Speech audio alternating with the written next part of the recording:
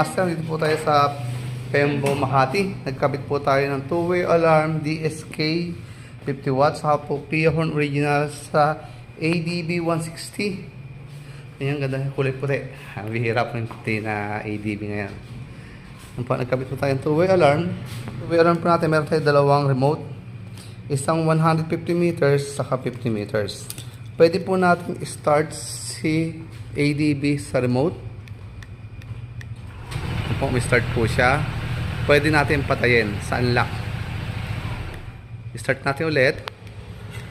Halimbawa inagaw, meron tayo 100 to 150 meters, tatlong pose ng Meralco, yung malalaki. Pwede na patayin sa alarm, mamamatay na po yan, hindi na mapapaandar. Hindi na po mapapaandar po yan. Ang patay natin, unlock. Yan po. Lock natin. Unang attempt, warning. Pangalawang attempt po ng magnanakaw, mag-a-alarm po siya sa remote, pati po sa motor. Ang patay natin, unlock. Po tayong tinatawag na silent mode. Silent mode, dito lang po siya mag-a-alarm, sa motor hindi. Para di nakahabulahaw sa kapitbahay. 5 pindot sa lock. 1, 2, 3, 4, 5. Tapos tutulog ng 3, ibig sabihin silent mode.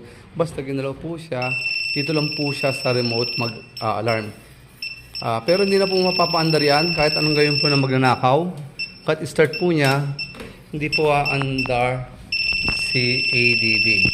Hindi siya andar. Para mapaandar, unlock po natin. Pag in-unlock mo, saka pa lang po siya mapapaandar. Once na nakalock, hindi po mapapakinabangan po yung motor natin. Tapos meron po tayong tinatawag na locator.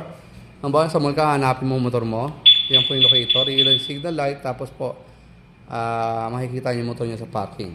Tapos pakita naman po natin yung quality po ng ilaw po natin si DSK natin. Yan po yung stock ni ADB. Yan yung ilaw niya. Dito po ako naglagay po ng 3-way switch. Pag binuksan po natin yung low, nakikita ko niyo, parang nag times 5 o times 6 po yung ilaw po natin. Sobrang liwanag po niya. Pero nakita ko niyo yung quality, nahaguhit lang po siya. Ibig sabihin, kung nakadirect, kung mayroong kotse sa harapan po nito, ninyo, mataas siya. Hanggang doon. Yan o. Pero kung kotse sa harapan mo, hindi pa naabutin yung driver. Ibig sabihin, ganyan po yung setup po ng mga kotse, hindi po nakasilaw, hindi po tayo aawayan po ng mga driver. Yung low natin, yung high po natin, buong karsada po. Low, high. Tapos meron po tayong passing, pag nagbusina tayo, meron po tayong passing. Tapos meron po tayong, yung po yung loud horn natin. Pindutin natin. Tapos pag pindutan po natin siya ng madiin, meron tayong rapid horn. Yung pong combo light. Yan po. Yan. Tapos meron po tayong back to stock. Ano ba? May nanguhuli, LTO. Dito ko nilagay yung touch sensor ko. Pag yan walang butas. So, pag kinalabit natin dito, balik po siya. Balik siya sa stock. Walang uhuli LTO, walang passing, walang loud horn. Para mapabalik sa loud horn, touch natin ito ulit. Yan po. Ayun po kagandahan po sa atin. Wala tayong binutas kay ADB.